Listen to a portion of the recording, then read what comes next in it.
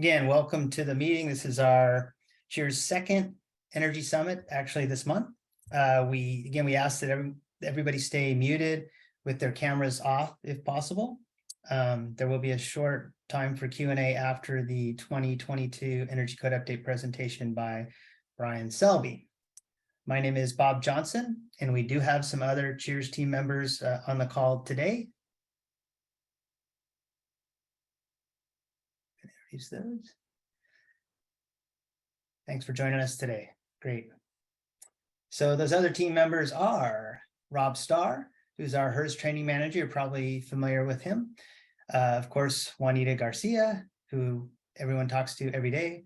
Irma Alvarez, you talk to Irma a lot probably. And our newest team member is Kevin Kane, our COO. We also have on the call Bruce Edgar and Timothy Lane Propstra. So anyways, today's agenda is we're changing it up a bit. The last time we actually did the presentation right up front and then did some Cheers announcements later.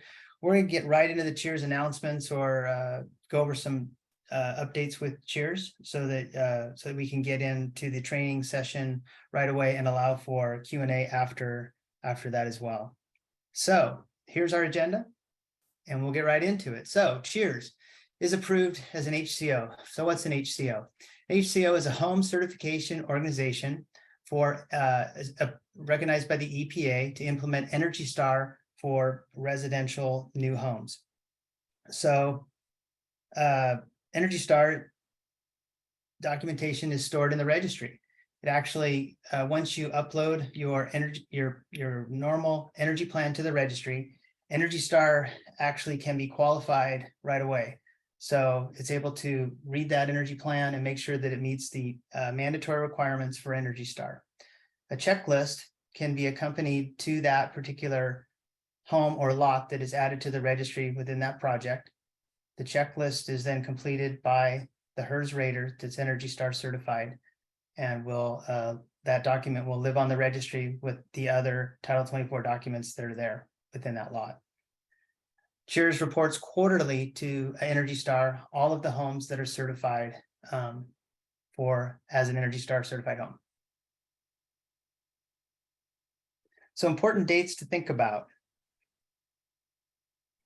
So one is December 14th. Cheers is on the agenda at the CEC's December business meeting for approval as a HERS provider for the 2022 Energy Code. Once that happens, an email will be sent out to all of our Cheers users, including builders, contractors, HERS raters, energy consultants will all know that this approval has been made. Also, December 15th, we will have a Rater Energy Code 2022 update certification course.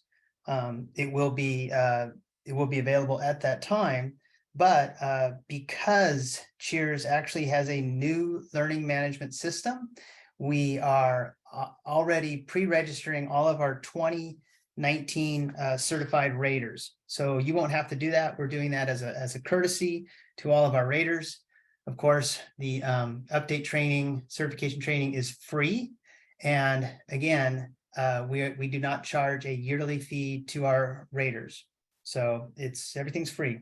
So there's also a deadline for December 15th. We'd like you to provide comments to the docket for the update of the field verification and diagnostic testing requirements. The CEC would like to know how these changes are going to affect your business, how you operate your business, and financially, how it might impact your business. So those are both important dates to remember. I don't think we have any questions, or we can take them at the end. We'll take them at the end. So let's move on. If you do have questions, here's our support numbers, admin support, phone number, or you can email me direct at rjohnson@cheers.org. Okay, so let's get to the main event. So Brian Selby, most of you know Brian. Brian's a principal at Selby Energy, where his primary role is developing and delivering energy code training for the Energy Code ACE Title 24 essential courses. Brian's been around about He's been around a long time, 30 years experience, 30 years experience as an energy consultant and residential building designer. He's been a HERS rater for over 15 years. Brian does interact with the California Energy Commission, the utility programs, stakeholders to foster education, promotion, and compliance with the California Building Energy Standards. So other interesting fact about Brian is Brian actually manufactures knives. He has his own knife business. He can do custom knives, but he told me today that it would take over a year for him to do a custom knife for me. So if you're interested in knives, Brian's your guy. So without further ado, I'm going to turn it over to Brian. He's going to share his screen and present the 2022 Energy Code Update training.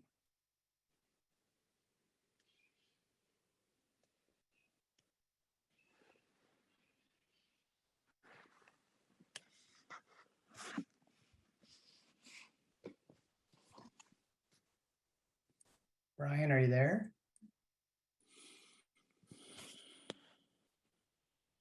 There we go. How about that? How about if I unmute myself? So thank you for that wonderful introduction. And yes, custom knives might take a while, but production knives, yeah, in my spare time, when I'm not doing energy work, I'm out in the garage making stuff. So, and Bob's right. I've been around a while, been doing this for quite some time. I would say about the mid 1980s, my 85, 86. So yeah, I'm that old. So, loving this work. I love teaching. I love getting opportunities to share with anyone who will listen about energy code here. If you've been to one of my classes, we have a lot of fun. We teach energy consultants, building departments, plans examiners, building inspectors, and so forth. So without further ado, I'm going to jump into our topic today. Today, we're talking about the 2022 Title 24 Part 6. This is our residential standards for what's new. So some of you may have been on the last version of this and went through some of the residential standards.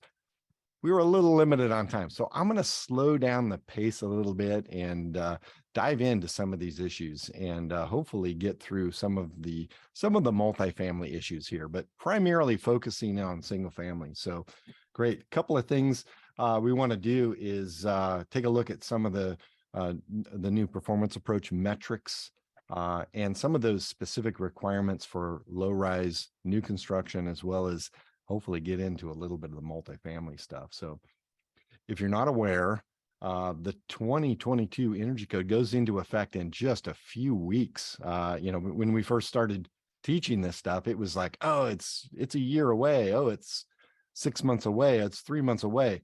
It's like less than 3 weeks away. So ready or not, here it comes. So any projects that are submitted on or after January 1, 2023 are going to be subject to the 2022 Energy Code.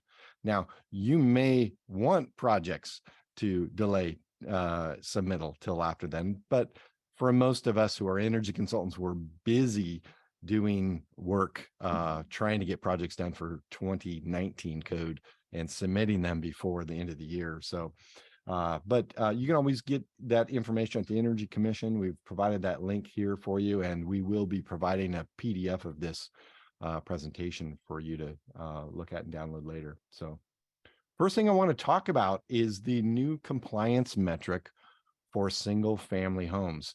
And this is kind of a progression up to the 2016 code. If you did a performance approach, you did a CF1R, PRF, or performance,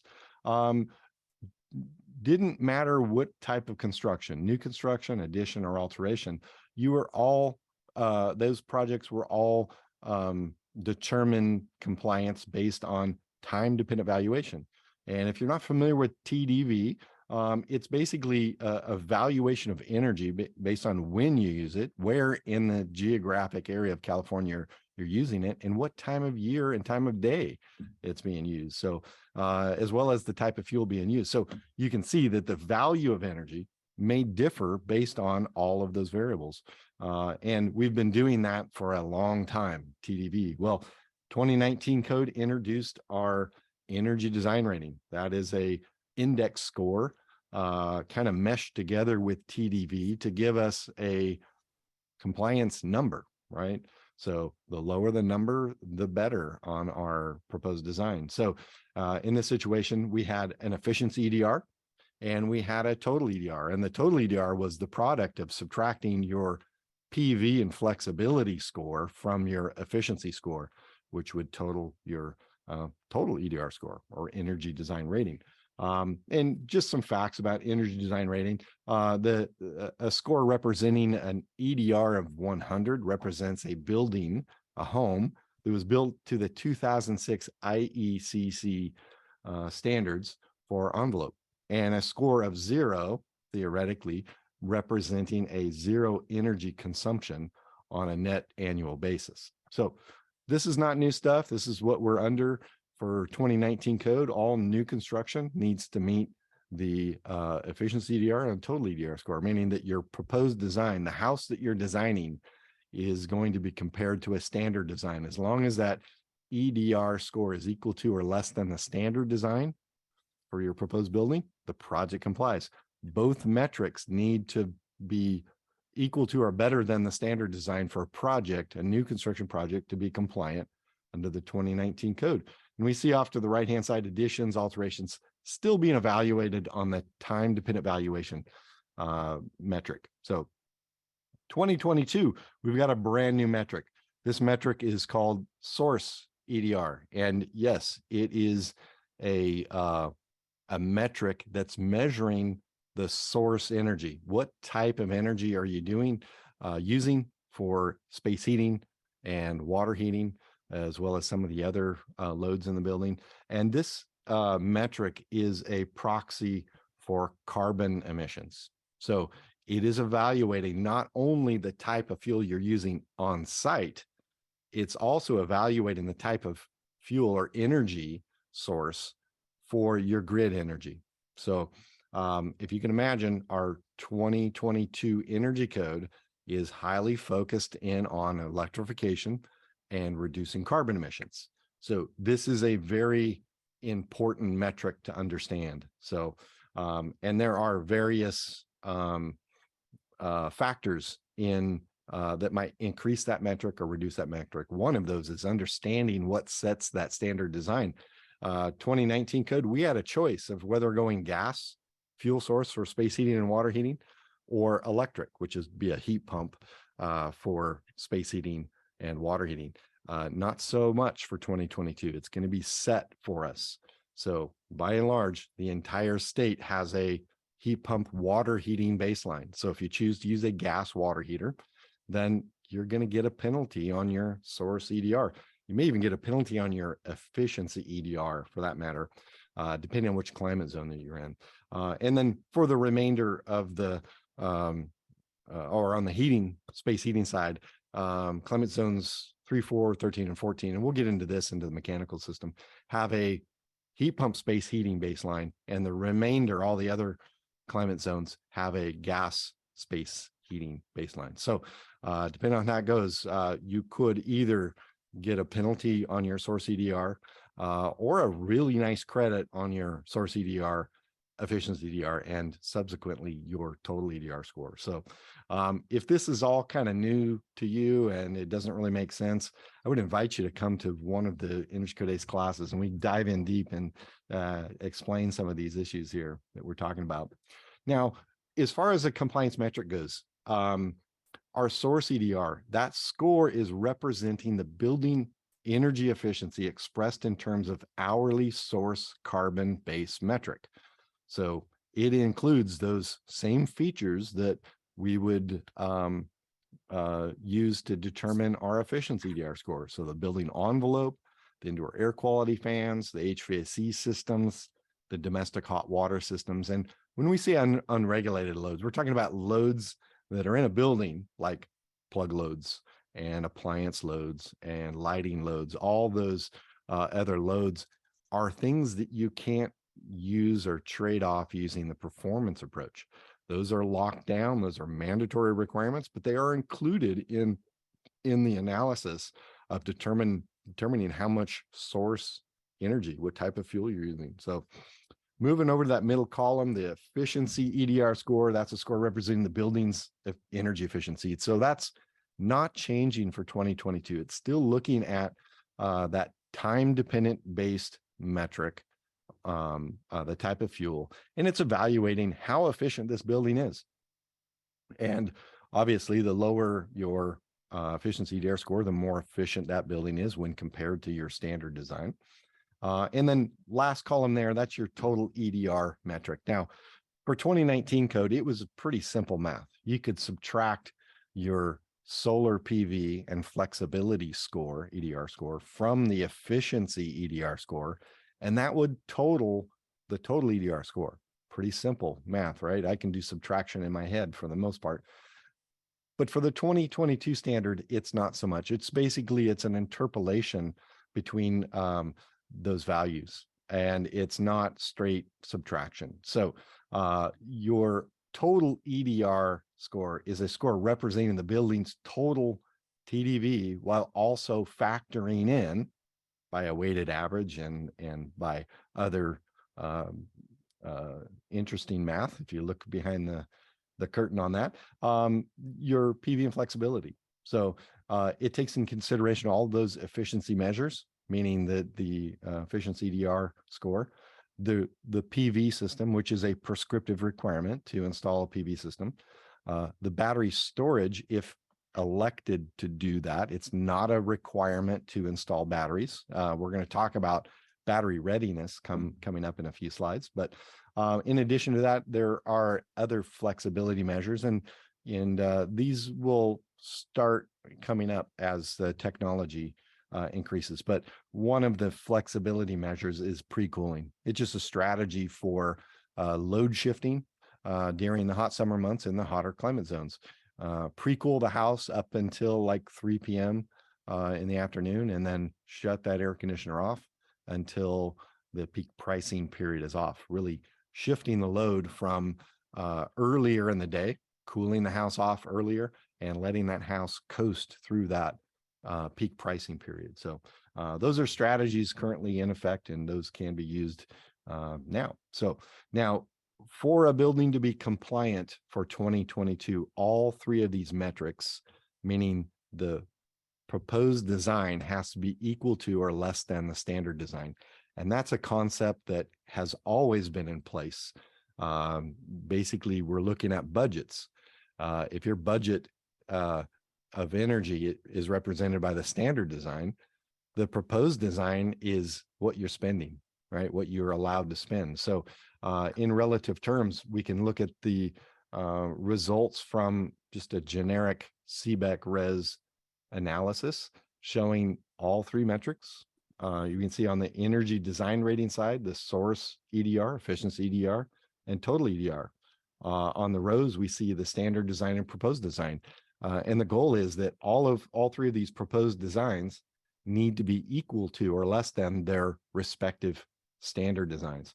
And then on the right-hand side, we're seeing the compliance margin. The greater the margin, the greater the difference between those two. Now, if any of those margins are negative, that means your proposed design is greater than the standard design, and you've just spent more than your budget, and that project will not comply. So all three of those metrics need to be in compliance for a new construction project to be compliant for 2022. So a lot of factors in the source EDR credit, and I want to give kind of a heads up to folks. If you have a heat pump water heating baseline and a gas furnace baseline, and you install a gas furnace and a heat pump water heater, you're just gonna meet code. If you install a gas furnace and a gas water heater, well, guess what? There's a very good chance, depending on the efficiency of the building and that water heater, that you're not going to comply. For one, you're going to get a source energy penalty for using something that is not prescribed for that climate zone. Now, the opposite is true. If you have a gas furnace space heating baseline and a heat pump water heating baseline, and you want to go all electric, well, guess what? You're going to get a really nice credit on your source EDR as well as your efficiency EDR. So, it's kind of a way that, is forcing or encouraging folks to go all electric by providing this credit. And the credit's pretty substantial. I've seen in some cases we've been able to get rid of certain expensive measures, and I won't list what those are because those measures may change by climate zone and by building design and such, but there is a really nice trade-off for going all electric in our buildings for 2022. So I'll let you folks explore that as you go further. Now, as far as the energy code goes, 2022 introduced kind of a restructuring of our code. Under the 2019 code, all low-rise residential was found in subchapters 7, 8, and 9. So section 150.0, 150.1, 150.2. And that included multifamily buildings, 3-story and less. And those are based on 3 habitable floors or less.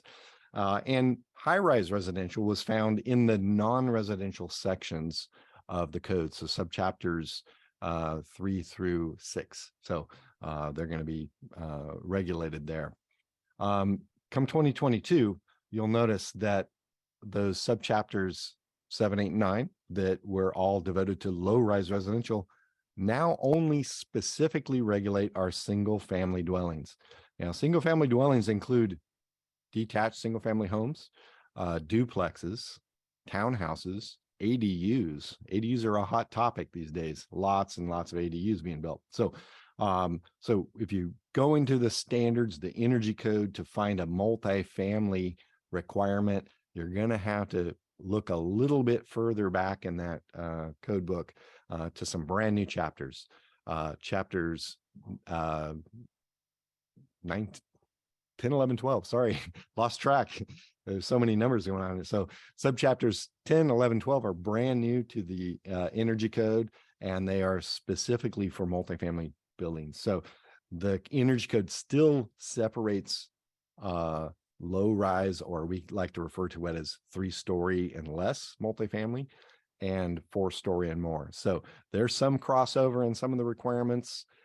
In some other areas, there's not. So keep an eye on that as you go forward. So now, just as a summary, all the low-res multifamily as well as high-res multifamily has been moved from sections 150.0, 150.1, 150.2, all moved to their new dedicated multifamily sections. So these are structured very similar to the single-family sections, meaning that subchapter 10 are the mandatory requirements. Subchapter 11 are the prescriptive and performance requirements. Subchapter 12 are going to be additions and alterations. So that same structure to the code really applies. And you're going to see a lot of those requirements that pretty much are a copy and paste of the low rise or single family requirements you're seeing for single family buildings. But there are many changes to that. So to some of the areas, you're going to see some new words, new designations for spaces within a multifamily building, like specifically the dwelling unit and common use areas. But by and large, these sections cover all of the occupancy R portions of the building. So that is including those corridors, community rooms, lobbies, leasing offices, fitness centers that are devoted to the occupants of that residential building.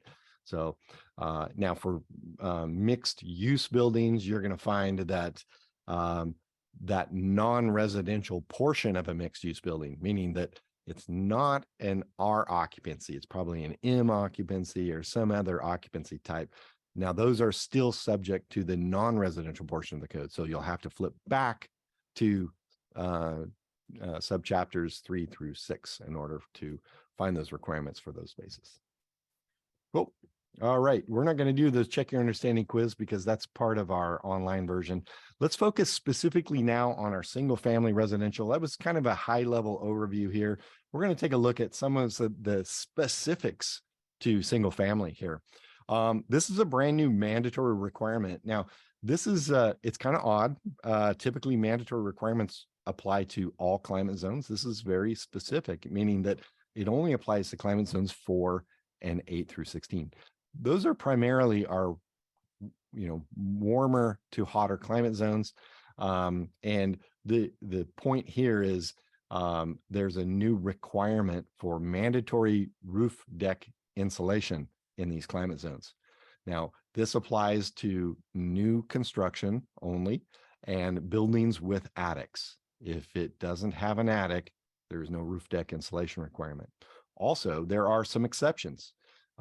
Air handler and ducts located entirely in conditioned space, that's HERS verified, so ducts in conditioned space, or less than or equal to 12 linear feet of ducts in unconditioned space. Now, the intention of this code is that if you don't have a ducted system, then this mandatory requirement doesn't apply. What are non-ducted systems? Mini splits, ductless mini splits, right? Or space heating systems. If that's the case, then this mandatory requirement doesn't apply.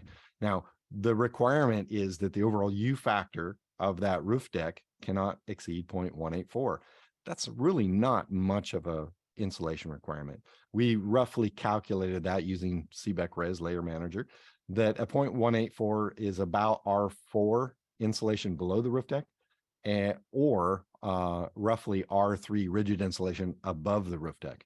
Now, in these climate zones, you're going to notice that the prescriptive requirement is going to be much more than that. In these cases, it's going to have an R19 below roof deck requirement. So this is going to really, quote, encourage folks to put roof deck insulation on, which the purpose of this is to reduce the attic temperatures. And if ducts are located in that attic space, we're going to reduce the load on those systems, therefore make our envelopes more efficient and make those HVAC systems perform better, right? So lower that delta T.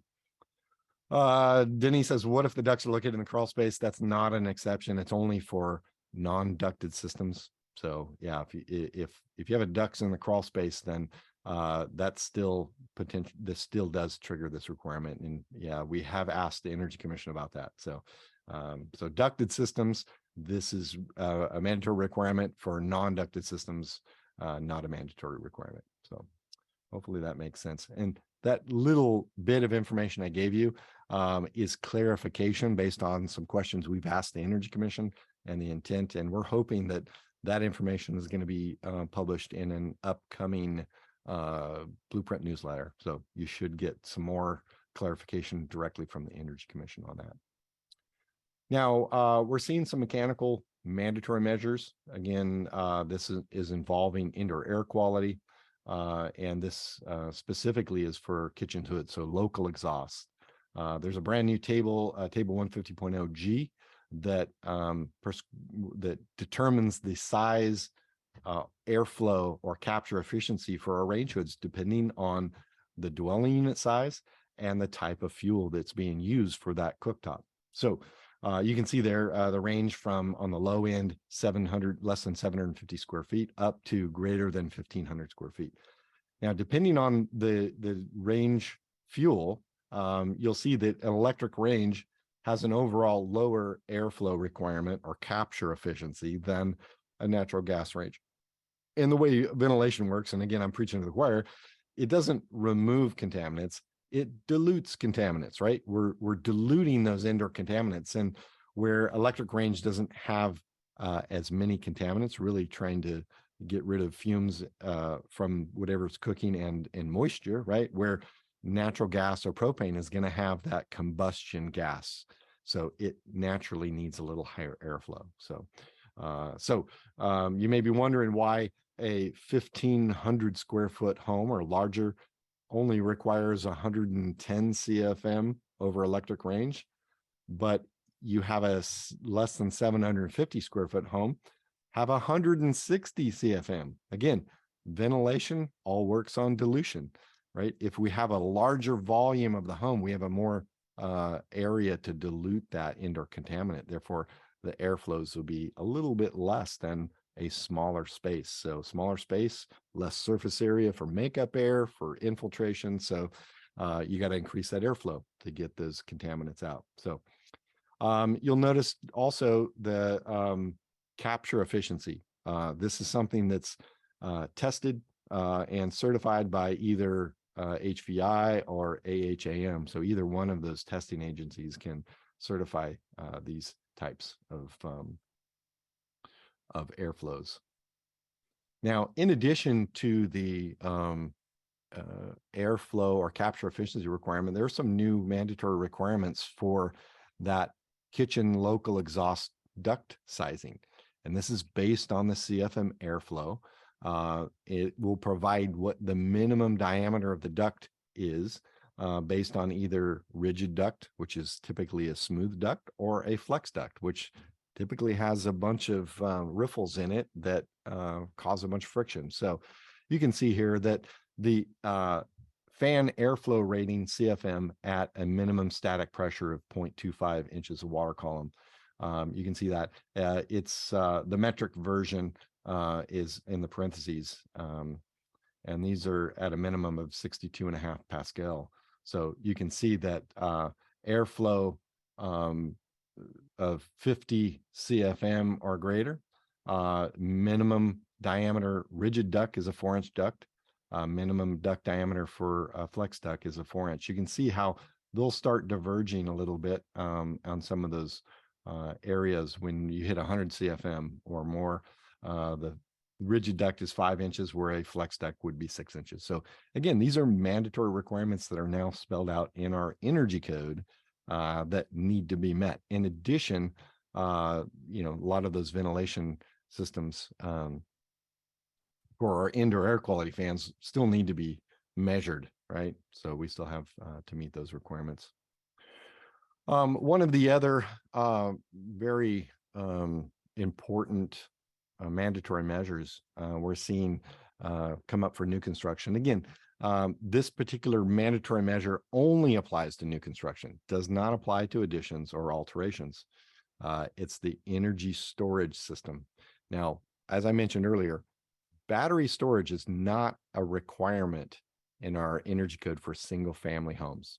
I would say yet. I don't think it's on the radar fairly soon, but we see the encouragement of our battery storage systems and paving the way towards the future installation of battery storage. So this is a mandatory requirement to install the infrastructure for the future installation of a battery storage system. So at least one of the following needs to be done. So either install the interconnection equipment with a minimum backed up capacity of 60 amps, right? So basically everything minus the battery. You're installing all the interconnection equipment there. Or you can install a dedicated raceway. That's just a fancy word for a conduit. So a dedicated conduit from the main service panel to a sub panel that supplies the branch circuits.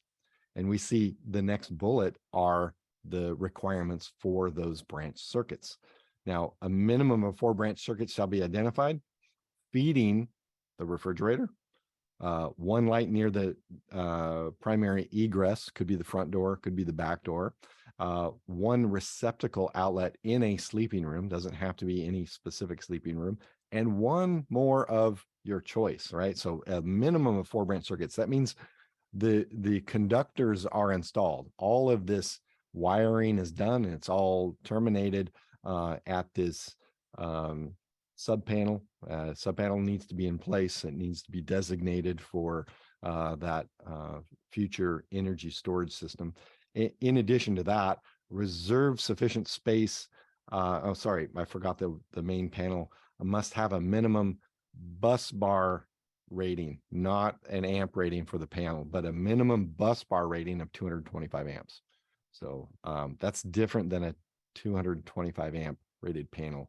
So, and that's really to accommodate that battery storage system feeding back through into the house. So that 4th bullet there, sufficient space shall be reserved to allow future installation of the system isolation equipment or transfer switch within 3 feet of the main panel board. So now there needs to be a designated spot next to the main panel board or service meter, whatever is the main breaker panel, for that. So within 3 feet of that. And then lastly, raceways shall be installed. So conduit shall be installed, the panel board and the system isolation equipment or transfer switch located to allow the connection of backup power source.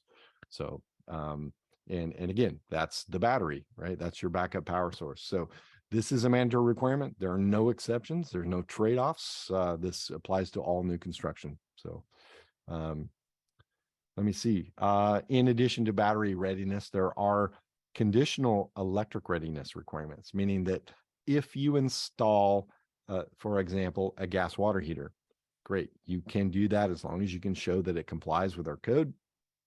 Using the performance approach, there are no prescriptive gas water heater options. So that's pretty much out.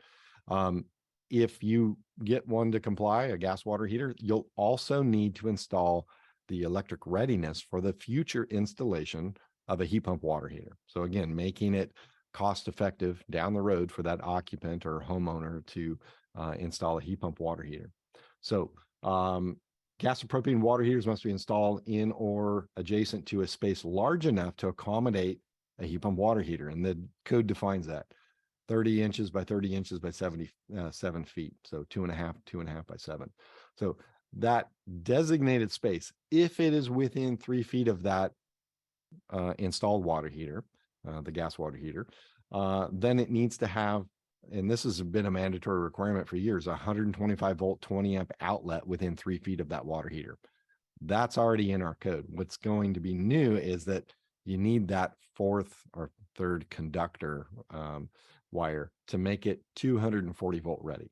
And that wire needs to be in, it needs to be labeled on both ends and reserve a space in the breaker panel, breaker box for that second, that 2-pole breaker next to the single pole breaker with that 125 amp outlet. Now, if that space is greater than 3 feet away from the water heater, then that full 240 volt feeder needs to go to that designated space. For example, if you had a tankless gas water heater mounted on the outside wall, well, the heat pump water heater is not going to go on the outside. They're not rated for outside. So you'll need to designate a space inside, not only provide the electric wiring, you also have to route the plumbing, both hot and cold water, through that location in order to meet our energy code requirements.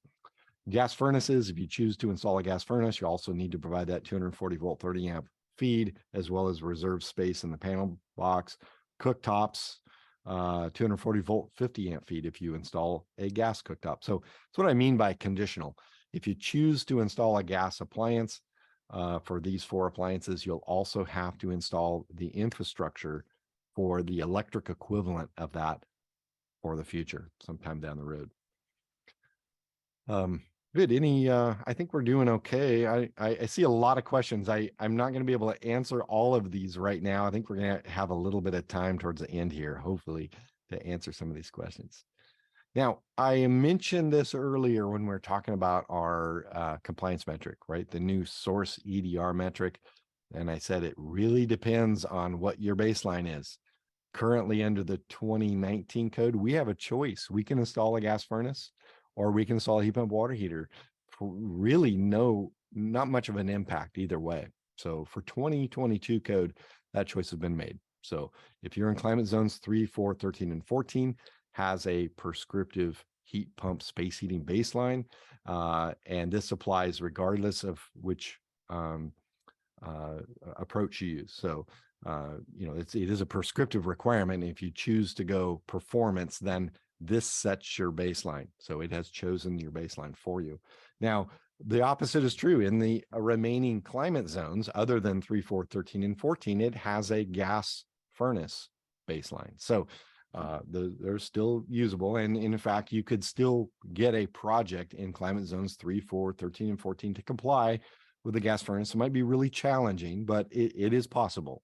So just know that source EDR metric and your efficiency EDR metric could be penalized for doing that. Really depends on the climate zone and the efficiency of that gas furnace. So, but this is a prescriptive requirement. And I also mentioned earlier when we were talking about the compliance metrics are that all 16 climate zones have a prescriptive requirement for either a single 240 volt heat pump water heater or a solar water heating system with a minimum solar savings fraction of 70%. So I'm not going to predict that there's going to be a lot of solar thermal systems, but there's going to be a whole lot of heat pump water heaters being installed. Now, there is an exception, and this exception applies to those climate zones that have a heat pump space heating baseline. So climate zones 3, 4, 13, and 14 can use a gas tankless water heater, meeting the minimum appliance efficiency standards and installed according to all of our mandatory requirements for that. So that's an exception. It's not a baseline. It's an exception for climate zones 3, 4, 13, and 14. All other climate zones are still required prescriptively to have a heat pump water heater. And with the performance approach, that's going to set the standard design. So a couple of things that are new, and I know this is really due to a lot of the advocacy that we've done through CABEC, California Association of Building Energy Consultants, new dwelling units that are 500 square feet or less. What are we talking about here? It doesn't say this in the code, but wink and a nod. Those are ADUs or junior ADUs, right? Using a point of use distribution system. That means that depending on the diameter of the pipe and the distance that water heater is horizontally from the outlets, there's a limit to that. As long as you meet that requirement, you can use an instantaneous electric resistance water heater and still meet the prescriptive requirement. So this is a win for ADUs, really give some flexibility. Now, those electric resistant tankless water heaters use a lot of energy, but in many cases, ADUs have limited space, and sometimes it's a cost factor to installing a fairly expensive heat pump water heater in a very teeny tiny space. So now dwelling units with 1 bedroom or less could use a 120 volt heat pump water heater rather than that 240 volt heat pump water heater. And just know that if you're using the performance approach, then it's a game changer, and you can increase the efficiency and get some nice compliance credits to trade off for other things. So just keep that in mind as well. So now PV systems, really there's only one major change here for 2022.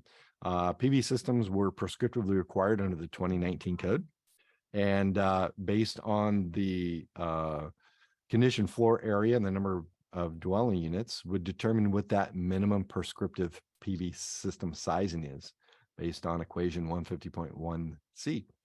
Now, what is brand new to the solar PV requirements is that there is a new exception based on the minimum prescriptive sizing of that system. If it falls below 1.8 kW, which is a pretty small system, then no PV is required to install.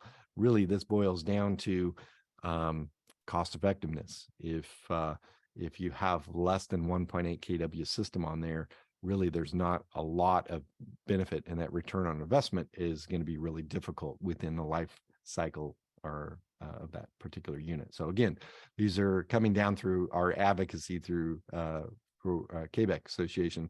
I know personally working on this and some of the recommendations we're making. So it's great to see these exceptions help out builders and make sure that our buildings are truly cost effective. So now we've got an updated slide here for this, and I apologize for not getting this updated slide in here.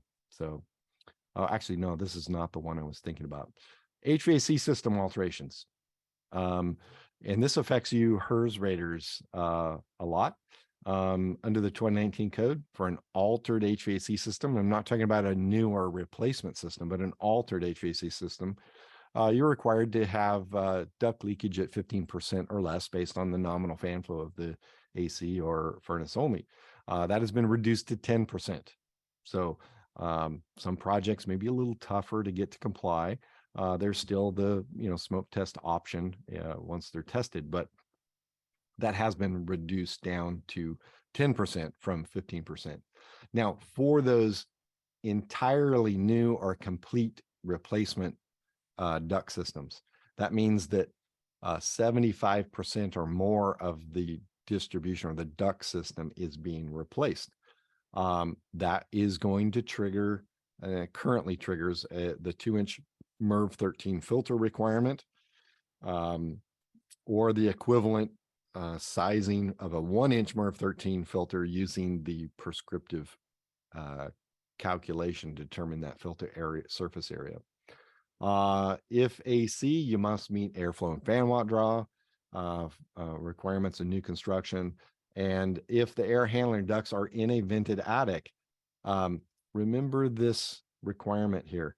It will also prescriptively trigger ceiling insulation, R49, air sealing of that ceiling plane between the conditioned space and the attic, and any recessed can light in that ceiling to be sealed and covered to the same depth of insulation as the rest of the building. So this is a big one. And I'll show you some of the requirements here. Not sure if it's the next slide or not, but I'll let you know what that is here. Yeah, it is. Now, this is both a ceiling alteration requirement and a requirement if you triggered it based on an HVAC alteration. So this what makes it kind of a difficult one for installers, because typically an HVAC installer is not doing the insulation, nor do some clients who are getting an HVAC replacement really factor in the cost of increasing their ceiling insulation to R49. Now, there are a lot of exceptions for this. So please, this was the slide I was referring to that we've greatly updated, because this is not characterizing that situation. I highly recommend going to the code section 150.2 B1J. So that's subchapter 9, if you're familiar with the standards there. Essentially says if you're in climate zones 1 through 4, 6, and 8 through 16, and you're either altering a ceiling or you've triggered this requirement based on an HVAC alteration, then yes, prescriptively, you'll have to update that ceiling insulation if it's below R38 up to R49, right? There are certain exceptions for some of these requirements in certain climate zones, 1, 3, 6. These vary a little bit depending on which requirement we're talking about. But if you have at least R19 in there, you may be able to get a pass on 1 or 2 of these requirements. So that second sub-bullet, any ceiling can light to be covered with the same depth of insulation as the rest of the ceiling. And fourth, or the third bullet there, requirements for sealing that ceiling plane, sealing the ceiling plane. That's interesting, but making sure that the air infiltration of the plane between the conditioned house ceiling and the attic is sealed, right? That's the whole concept here, is reduce air infiltration and increase our value of insulation. There are several, I think there's 5 exceptions to this general requirement. So again, I always recommend going to the code first, read those exceptions. And if an exception applies, then yeah, take advantage of it. So I see that question. So if an HVAC unit is replaced in kind, the filter have to be no. A new / replacement. This is based on the definition of the energy code, right? So if you're replacing the air handler or furnace, the cooling coil, the condensing unit, and 75% or more of the ducts, that's classified as a new / replacement. That means that you're subject to airflow, fan efficacy, and the MERV 13 filter requirements. If you're just changing out a furnace or an AC system, no, you're not required to hit the MERV 13 filter requirements. So good question though. Sorry, I'll try to field some of these as we're coming along. So re-roofing requirements, again, we're just seeing more climate zones required to meet the low slope cool roof requirements. In addition to that, we're seeing some prescriptive insulating the roof deck requirements. So cool roofing, essentially talking about the age, solar reflectance, and thermal emittance, depending on your climate zone and the steepness of your roof. The cutoff is a steep slope roof is greater than 3 and 12. A low slope roof is 3 and 12 or less. So keep that in mind. for re-roofs. Now, in climate zones 1, 2, 4, and 8 through 16, if that roof is being re-roofed, then you must also prescriptively install R14 continuous rigid insulation on the roof deck, or have an equivalent assembly U factor of that roof deck. Could be a combination of roof above roof deck and below, or only below, or only above, of a 0.039 U factor. So that would be something that need to be looked up in the reference joint appendices JA4 in order to meet that. Great. I don't think Kurz Raiders are going to be tackling a lot of re-roofs, but you never know. So great. Any questions on the multifamily stuff that I talked about here? Bob, did you see anything pop up here that is particularly interesting? No, not on the multifamily. We did have Or in the another. single family? Single family. Yeah, there was another question. I don't know if we got to this. Does the Title 24 give us a summary of this R value requirement upon seeing the design? I assume most of this numbers are very abstract to designers. Yeah, you're talking about the U factors. Yeah, Yeah. U factor that doesn't mean a whole lot to most people other than us nerds that are energy consultants and may care about that stuff. So there is on the CF1R perf, that's the performance approach. There is an opaque surface construction table that it gives kind of a rundown of the layers, what constitutes that particular assembly U factor. And it also lists the nominal insulation R values inside the cavity and or insulation that might be rigid continuous insulation, either inside or outside of the building. So yeah, there are some descriptions on there. Now the prescriptive forms really depends on who's filling those forms out, whether they include that specific information or just include the U factor. So it's Right. kind of an either or both if you fill it out completely. Right. And so Dan Stark commented, which is good. Architects care very much about U factors. We have to. It's Awesome. good comment. Yeah. Thank you, Dan. You're nerds just like us energy consultants. We have another question. Which climate zone have a gas and or electric baseline? Great question, Jimmy. So heat pump space heating is only prescriptively required in climate zones 3, 4, 13, and 14. So just remember 3 and 4 and add a 1 behind those. So we only have 4 climate zones with a prescriptive heat pump space heating baseline. All other climate zones, so anything other than 3, 4, 13, and 14, have a gas furnace space heating baseline. So that's pretty easy. You can look up table 150.1a in subchapter 8. It'll tell you specifically which climate zones are not allowed to install a gas furnace prescriptively, and it would fall along those same lines. So hopefully that helps, Jimmy. We have another question. It was from John Flores. What if parts of the attic are not accessible?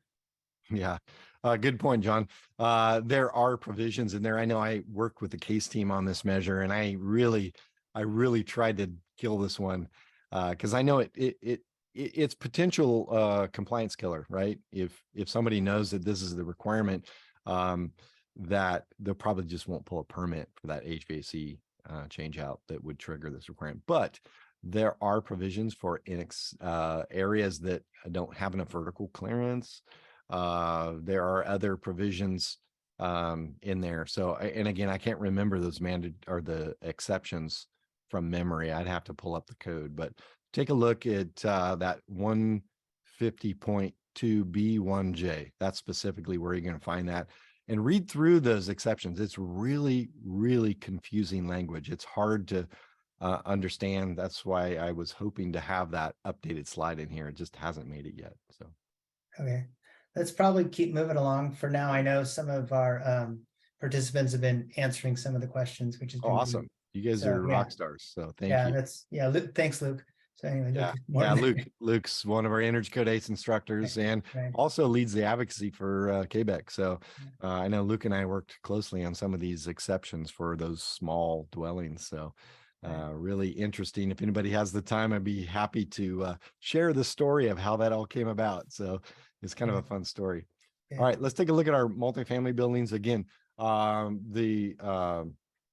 the compliance metric, 2019 was all TDV compliance metric using the performance approach. We're starting to see how that source EDR metric for multifamily buildings 3 stories and less is creeping in, and for 4-story and more. So we're seeing across the board, all of our building types using the performance approach are integrating a carbon proxy for hourly source energy. So, and that's exactly it. It's there to encourage electrification and decarbonization of our buildings. So if you install, a gas space heating, water heating, when it's prescriptively heat pump, then you're going to get a penalty. But the opposite is true. If you have a gas baseline, then it's going to, if you go all electric, it's going to give you a nice little credit. So slightly different for 4-story and more and our non-res. So not going to get into that today. Kind of a different animal there.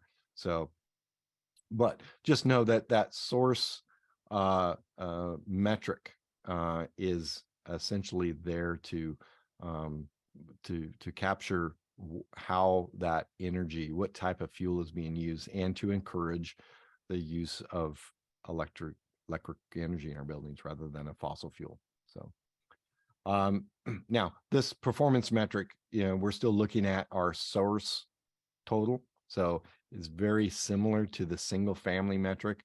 We also have an efficiency TDV. That's the same TDV metric. Again, the baseline has changed because some of the code requirements have changed, but still representing the building's energy efficiency in time-dependent valuation. And then the TDV total is the total of the building TDV energy use after factoring in the PV and flexibility. So for low-rise multifamily, 3-story and less, only a prescriptive PV system is required.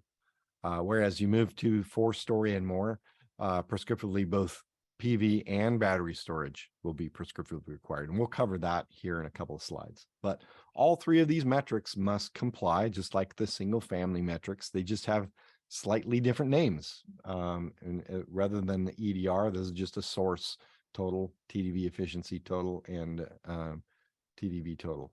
So now I talked earlier about defining multifamily spaces, within the dwelling unit. Single units providing complete independent living facilities for 1 or more persons. Again, definitions are really important to understand in our energy code. And a lot of the questions that I get through Energy Code ACE are definition questions. And really, that's the first place I go to evaluate questions. First, let's define it. Okay.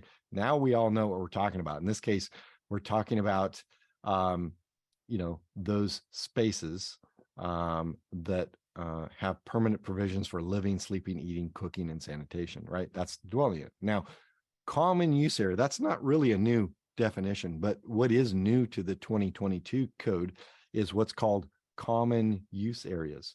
These are occupancy R spaces that are not included inside the dwelling unit. So not to be confused with non-residential spaces. So non-residential spaces are not an R occupancy. Those are other occupancies like an occupancy M or some other designation. So these include, but not limited to, community rooms, corridors, laundry rooms serving multiple units, meaning there's a common laundry room area, lobbies, lounges, storage spaces within that R occupancy, any of those tenant leasing spaces, as I mentioned earlier, healthcare, not healthcare, but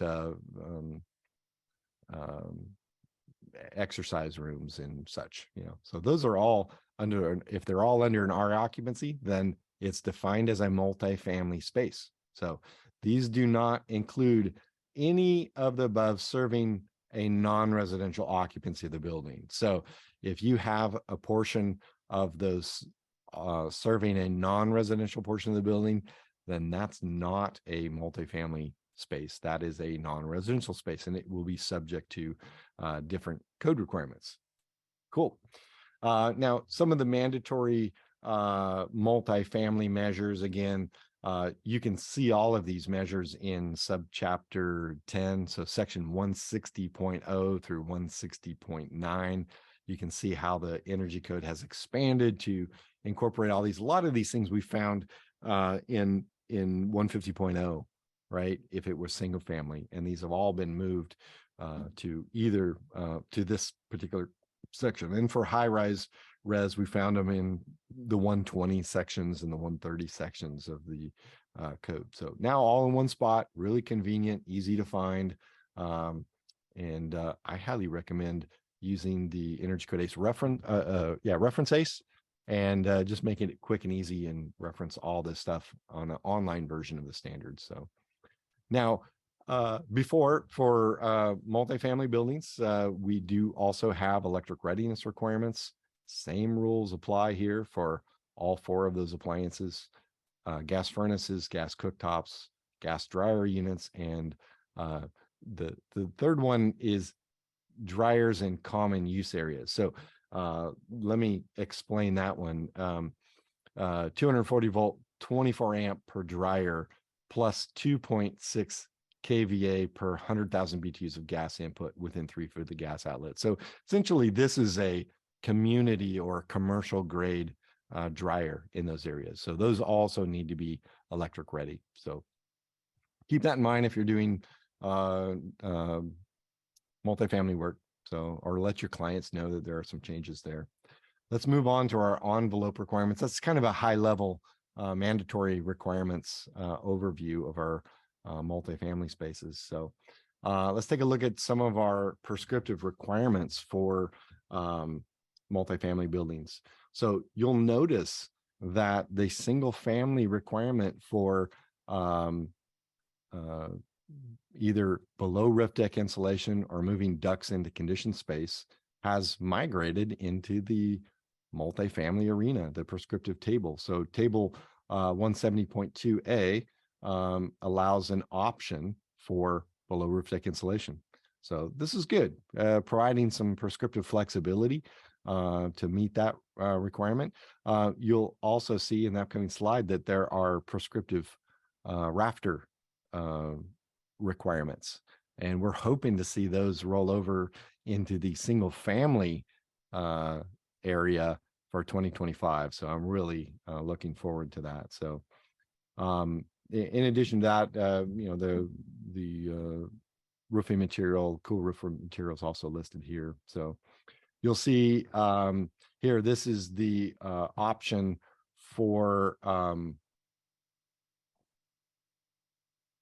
ducts in conditioned space. So here we had duct insulation below the roof deck and ducts in an attic, where this is focusing on giving some option C requirements here for ducts in conditioned space. And primarily, if you have an attic space in a multifamily building, most of those ducts are going to be in conditioned space, except for the top floor. So keep that in mind when you're doing that work on multifamily buildings. So here's the section that focuses in on non-attic roofs. I like to call those rafter roofs. So again, some prescriptive requirements. And again, these are U factors. So interpreting these based on reference joint appendices chapter 4 or JA4, that's where you're going to find all the default U factors for common assemblies, and looking at the cavity insulation, framing size and spacing, and continuous insulation.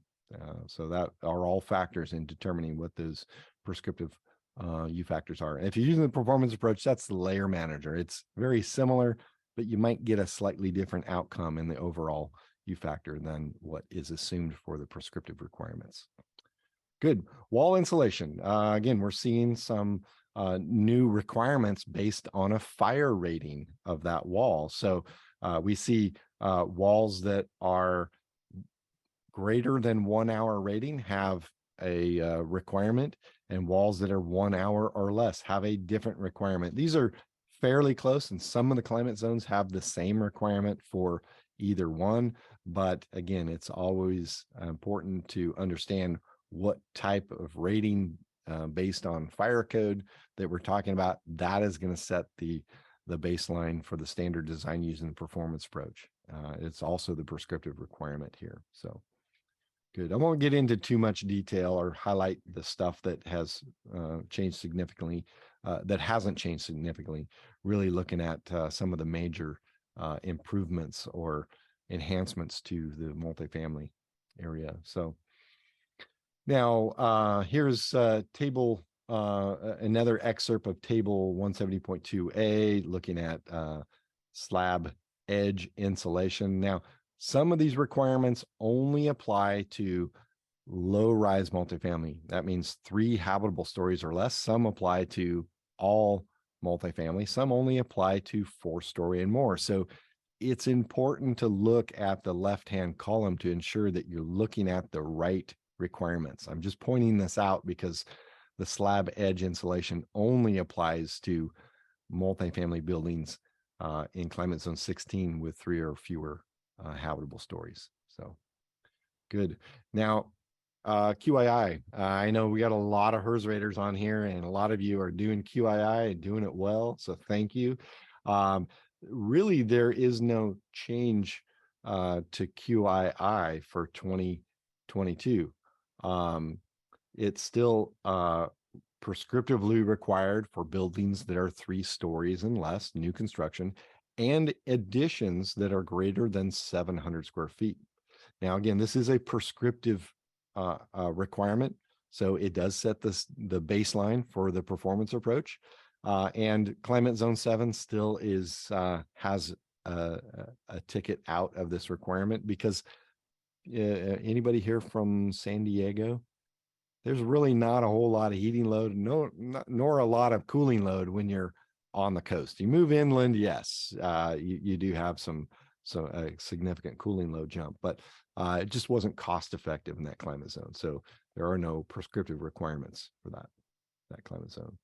Now, we did see a pretty substantial change in the fenestration requirements, in the sense that there are more options here, and some of these requirements apply to 3-story or less or 4-story or more, and those requirements are different. So you'll see those requirements that apply to 3-story and less look and feel a lot like those single family or low-rise residential requirements, where the 4-story and more look a lot more like commercial or non-residential requirements, and that's on by design.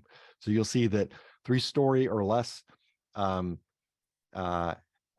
all occupancies have a maximum U factor requirement across the board. Now, for 4-story and more and non-residential, they used to be all the same number, right?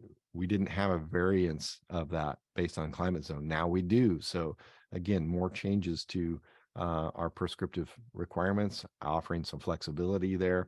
The 3-story and less relative solar heat gain or solar heat gain coefficient applies. When you go to 4-story and more, not only do you have to get an how about relative solar heat gain coefficient? I can't read right now, late in the afternoon, and also meet the visible transmittance requirement. Something brand new for fenestration for 2022. Now, architectural windows or AW class windows now have their own area of the prescriptive requirement. Now, if you're not familiar with AW windows or architectural window classification, AW ratings are a higher rating for wind and lateral loads. So these have slightly worse requirements, meaning that there's probably a certain amount of steel or metal in these windows to make them rigid. So these are really expensive windows.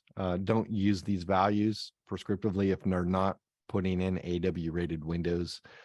So just want to give a heads up on that. And then all other fenestration you'll see that applies down here at the bottom. So the table 170.2a has grown considerably. There's a lot more features that need to be considered based on the height of the building or whether it's low rise or high rise, and certain requirements for various components that were added to this. Now, there have been some changes to the glazing percentage. We know that multifamily buildings under the 2019 code are allowed prescriptively up to 20% maximum window to floor area ratio. We also referred that as the glazing percentage of our building, where 4-story and more and non-residential have a maximum window to wall area ratio. So those two are both considered for all multifamily buildings, and you get to choose whichever is the lower of the two. So if maximum window to wall area ratio is lower, that's what you use, the 40%. If the maximum window to floor area ratio is lower, you get to use the glazing percentage to determine the prescriptive requirement there. So good. A couple other things. Opaque doors are really not earth shattering. This is a carryover from our low rise requirements. The dwelling unit entry prescriptively needs to have a 0.2 U factor NFRC rated insulated door. That's basically an R5 foam core door. Again, not earth shattering changes here, but again, we're seeing those prescriptive requirements carry over into all of our multifamily dwellings here. Common use entries, again, using the default values. A 0.5 U factor door is a wood door. A 1.45 U factor door is, I think that's just a single metal door. So if anybody knows that, let me know. I think the 0.7 U factor is the default value for a double skin metal door. So again, going from memory, I think that's pretty consistent. Now, additions and alterations, essentially for single family, match what is required for, matches the additions and alteration requirements pretty much match what's there for single family. Now, alterations for the two, so a mix of requirements and allowances from single family and non-res, depending on the type of space that you're talking about. So if you're looking at a mixed occupancy high-rise residential building or low-rise residential building, the requirements for that non-residential space is going to fall into the non-residential portion of the code, where the alterations to the residential portion are pretty much going to follow this single family residential requirements. So, but those are going to be found in that subchapter 12. So section 180.1 and 180.2 for low rise and high rise residential respectively. Good. All right. We got no breaks in here. We got about a few more minutes to kind of go through a few things. Again, kitchen range hoods, same requirements for multifamily buildings as our single family, dependent on the type of fuel, right, and the size of that dwelling. There are some new requirements for ERVs and HRVs, so that energy recovery ventilation and heat recovery ventilation, minimum efficiency and verification requirements.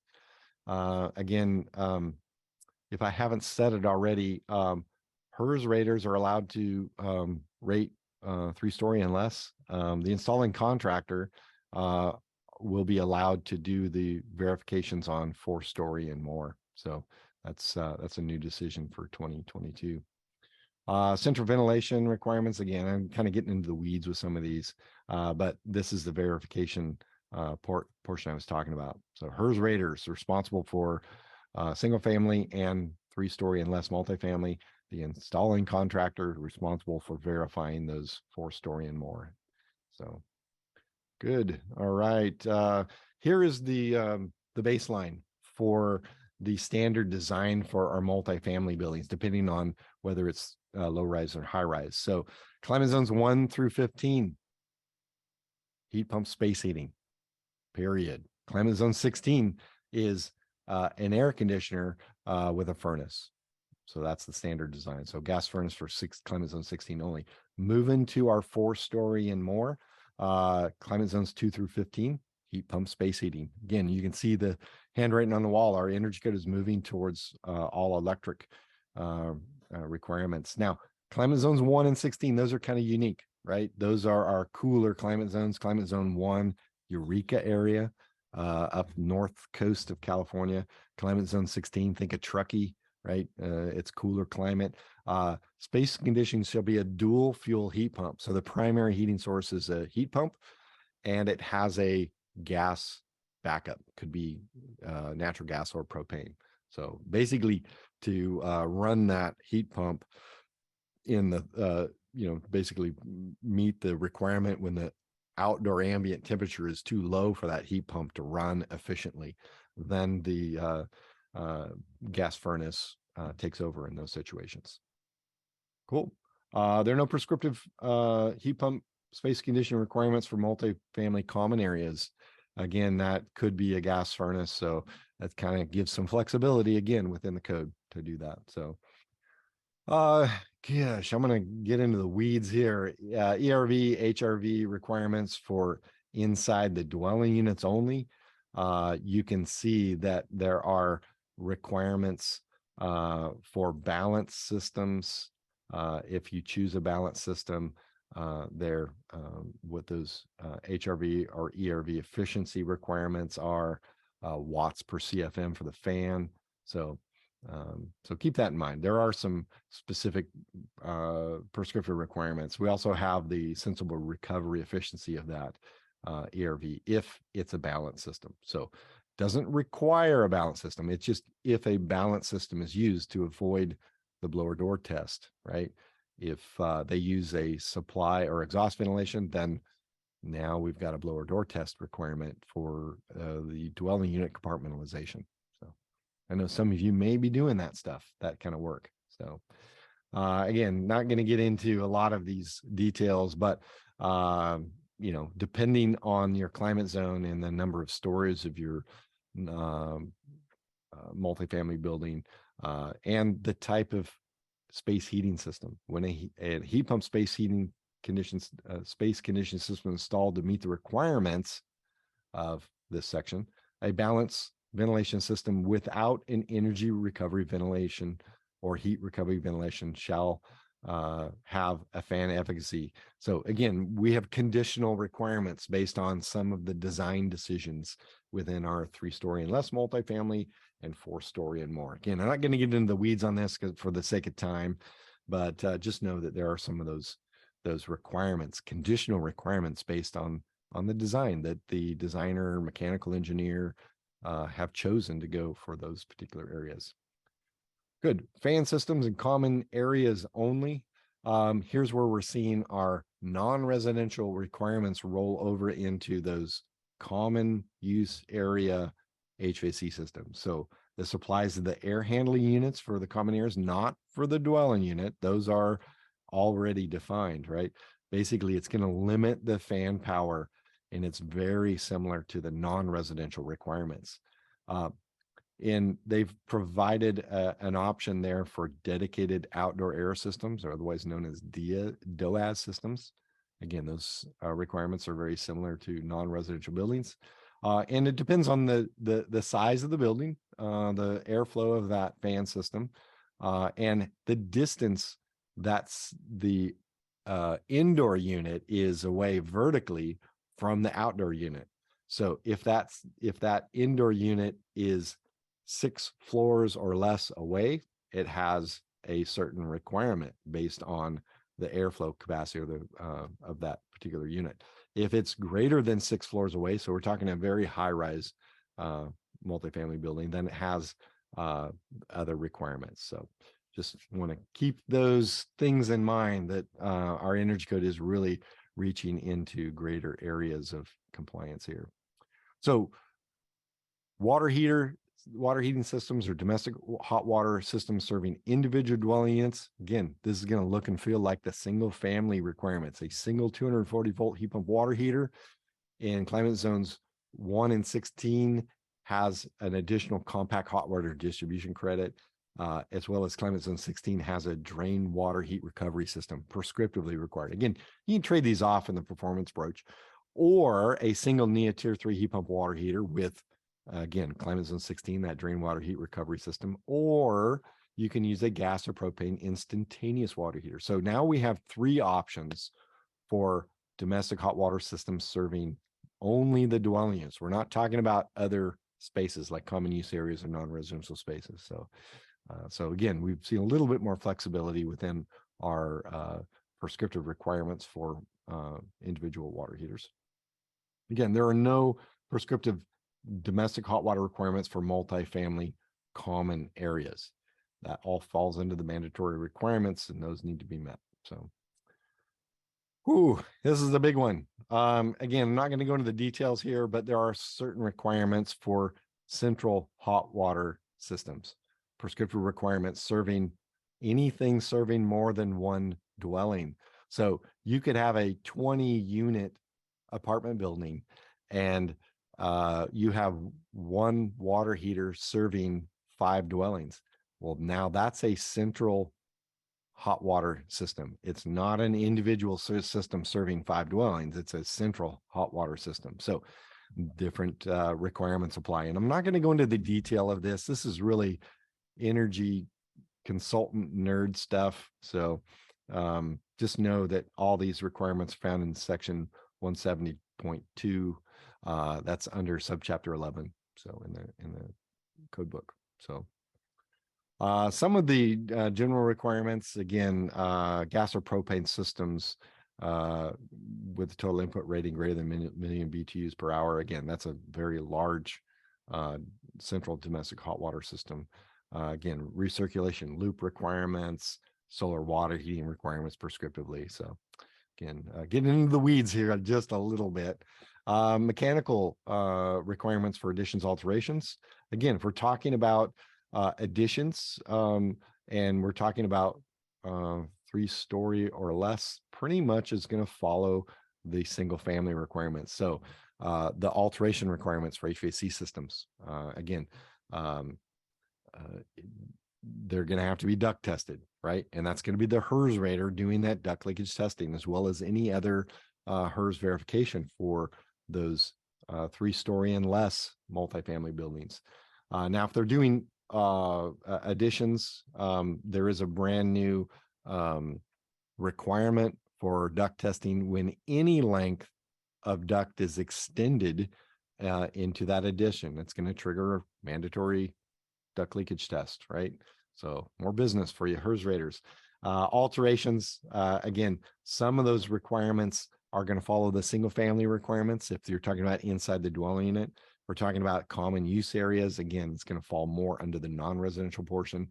But adding 25 feet or more of ducting is going to trigger duct leakage testing. So that came down from 40 feet down to 25 feet. That applies to single family as well. So multifamily buildings, 4-story and more, can have those field verification diagnostic testing done by the installing contractor. So some of you HERS raters have contractors that don't want to do this. So now you can do this for them. So keep that in mind. It doesn't mean you can't do it. It just means that you're not required to do it. So work on those relationships with the contractors. So now you can find this code language on in the residential appendices chapter 3. Again, it speaks to the multifamily dwellings and the break between 3-story and less and 4-story and more. So cool. I think we're about it for what we can cover in here. I know, Bob, you had some probably take a couple of questions if there are any, and you probably have some wrap up stuff, right? Well, you're going to wrap it up, but yes. Oh, great. Okay. So but there was a question about our condos considered, or townhomes considered single family or multifamily. Great question. Townhomes are single family dwellings, right? And each townhome needs to have its own CF1R done. So you can't run it like a multifamily and call it a single family. It has to have each one individually ran. So yeah, good point. And townhomes would be something subject to HERS verifications, and the HERS rater would be responsible for doing those. There was another one. So an ADU of a garage conversion of 500 square feet or under doesn't need QII, correct? Prescriptively doesn't Okay. need QI. It could be required based on, the performance approach. So really might vary based on climate zone as well. So Okay. I think that, speaking of QII, just my own little note here. I saw a Title 24 the other day from a Title 24 consultant here in the Valley, and they were really smart to put in red. It said, note, quality installation verified by a HERS rater is required. Please contact, them, it was Meeker Energy, and so that your HERS rater can be there prior to or be there for that installation. That's So, awesome yeah, language to get on. and the that's really plan. smart. I mean, if I was an energy consultant, I would put that in bright red writing all over those plans so that they know that, because that's a big miss Yeah. sometimes. They HERS rater, what I hear all the time is the HERS rater shows up and those walls are up already. So Yeah. what do you do? I know I send all of my clients my own created energy feature summary, and I write it out in plain English, Right. telling them which of those features need HERS verifications and what HERS verifications apply there, rather than relying on them to read the CF1R.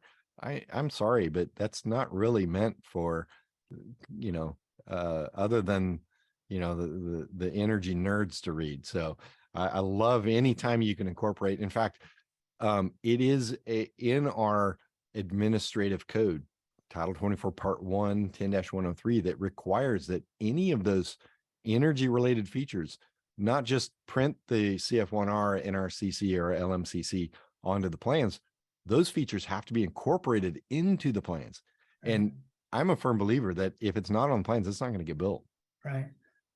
Good. That's good information. Yeah. Yeah, I'm gonna. John Flores wants to ask a question, so I'm gonna see if I can unmute him, or maybe I can get help doing that. Are you on, John? Yeah. Can you hear me? Yes. Yeah, sure can, John.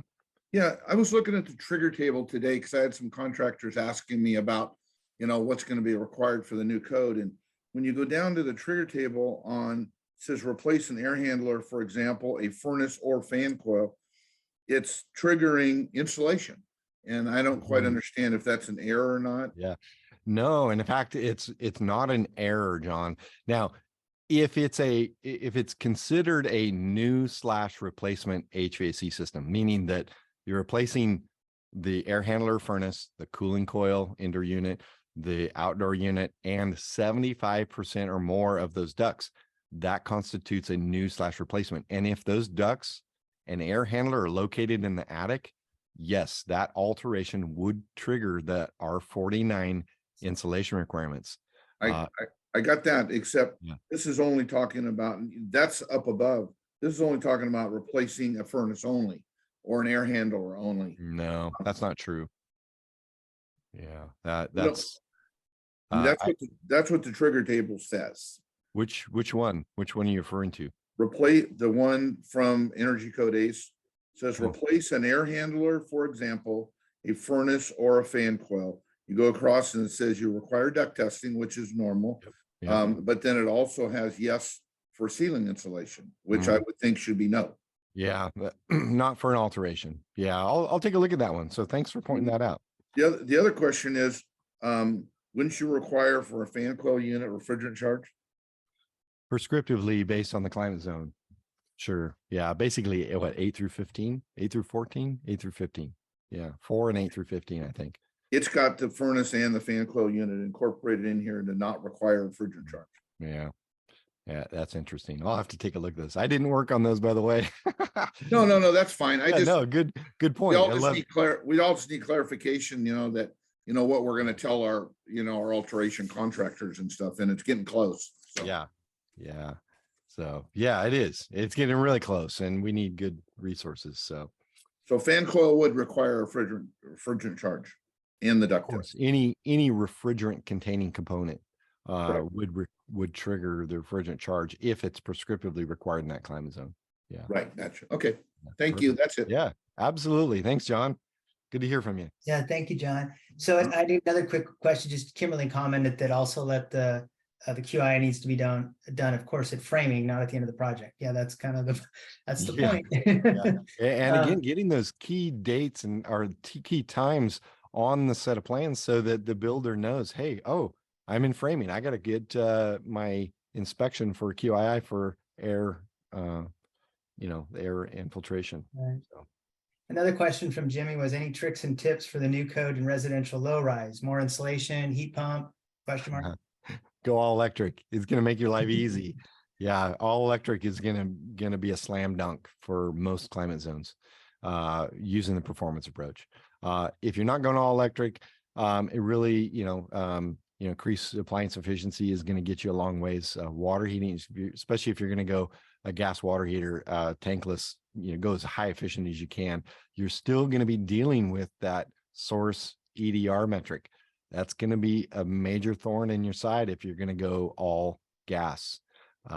It's going to be hard. It's going to be hard to overcome that. And some of the customers in the rural areas are not going to like it. I guarantee it. And looks like we got one more question from Nathan Lanny. Has the mini split calc changed from a ducted system? The mini split calc. Yeah, calc. Well, we have the virtual compliance. I'm sorry, the VCHP, the variable capacity heat pump credit. That is being expanded a little bit. So we're kind of seeing a different level of that. So that's an option. Not sure if that's what you're referring to, though. In the performance approach, if you don't take the VCHP credit, I believe you're still going to be penalized as if it were assumed to be a conventional HVAC system with the ducts in the attic. I haven't tested that yet, though. We don't do, haven't tested all scenarios, but I'm not sure if that answered your question or not. So hold on, if I don't get insulation. Okay, so I'm trying to, we're required to calc as ducted system with a lower efficacy. Yeah. Honestly, if you're using a ductless mini split or multi-split, use the VCHP credit. It's so much cleaner. Yeah, it does require to be HERS verified and require hardwired thermostats, but man, it makes everyone's life a lot easier. Plus, it brings a little bit more work to those HERS raters. Cool. Yeah. I think one more question from Lucas Morton. The new VCHP pathway should help, but not implemented yet. Yeah. Luke is in on that and has seen what's coming down the pipe for that VCHP credit. It's kind of an enhanced option for the VCHP. So take it to the next level. I think we're good if we don't have any more questions. Again, today is like, for me, it's like drinking from the fire hose, and I've already been through the training one time. So again, Brian, thank you. Thank you, Energy Code ACE. It's my pleasure. Yeah. You guys are a great resource. On behalf of Energy Code ACE and development of these, thank you for attending this. Really, you're on the front lines of compliance, and you need to be in the know about some of these requirements to be the most educated about energy codes and compliance on site on those projects. So thank you all. Okay, Daniel's trying to ask a question. I don't know what the question is, Daniel. Insulation for alteration, please. Right. Okay. What insulation for envelope? Insulation for what? For ducts? Yeah, please unmute yourself. All right. Hi. Yeah. The thanks again for this. But question is, you mentioned earlier about the alteration. Mm-hmm. Let's say if somebody's replacing the air conditioning system in a house, it's existing house. Yep. There is no Title 24 requirement in it. So basic change out of the unit, 100% change out of the unit. Okay. They just need a CF1R to go pull a permit. Dude, I've overheard something about R48. What was R48, that for? Yeah. Again, that applies based on the new prescriptive requirements found in anything that has the Title 24, basically. If you're doing any sort of alteration that triggers the energy code, you're going to, need to meet our Title 24 requirements. But this one is specifically regarding if the air handler and the ducts for a complete replacement. So you're changing out everything, all the ducts, all the equipment, and if the air handler and the ducts are in the attic, then yes. Prescriptively, it's going to trigger R49. So basically, they're going to make the homeowner spend another $5,000-$6,000 just to put insulation to get their AC replaced? Well, that's what the code says, or if they can apply an exception, that's great. But if that exception doesn't apply, yeah, technically the energy code is going to require them to upgrade their insulation, air seal that ceiling plane, and cover recessed ceiling lights. Yeah, that's what it says. Here we go. I know. And Thanks, again, man. I'm not the source, but just I know. It's crazy. the messenger. And Bob, like I was thinking, like here we go again. Before 2025 code hits, 2025 code hits in 2026. We have a lot of crazy stuff is coming up or already in 2025 code. And this over here is gonna make them replace their air conditioning. Add on their insulation in their attic. Oh my God. Yeah. Okay. And the other question, actually somebody else asked was what would be an exception? Yeah. And that's a great point. What would be an exception to that requirement? So let's go to subchapter 9, 150.2, B1JHI. Oh, here's the roof requirement. Here it is. No, HIJ, there it is, ceiling. So here's the code language right here. Can everybody see this? Here's the extent of the code language. So this is why it's so difficult to understand. Climate zones 1, 4, and 6, 1 through 4, 6 and 8 through 6 and 8 through 16. Either a weighted average U factor 0.2 or R49, right? Here's the exception in climate zones 1, 3, and 6, that dwelling unit with at least R19 insulation. So that only applies to a couple of these climate zones overall, right? So this is a much broader range. Now you go down here are some of those exceptions. If that dwelling unit has at least R38 ceiling insulation, well, then they don't have to upgrade to R49. If that dwelling unit had disruption of asbestos or knob and tube wiring, my bet is there's going to be a lot of asbestos and a lot of knob and tube wiring come 2023. But then here's the one where the accessible space in the attic is not large enough to accommodate those requirements. So basically it says fill the entire space, but as long as it doesn't contradict with section, this is the residential building code R803.6. So there's a lot of trade-offs, ifs and whats and going on here. So, but yeah, this is the requirement itself. Cool. Yeah, man, I wish I could stay on for another hour and just go off on Q&A, man, because this is fun stuff. I love it. Well, again, at Cheers, we always encourage all of our users to take these Energy Code ACE courses because that's a great resource for all sorts of training. So, get on their site and sign up. Just to review, we did briefly cover how Energy Star works for the Cheers registry, but if you have specific questions about what the mandatory requirements are, we will be sending out a kind of a one-pager to the energy consultants so that they kind of have some understanding of what they need to do to qualify their builders for Energy Star. If you have any other specific questions, you can reach out and contact me direct at either basically email would be great, which was in our slide here in the beginning.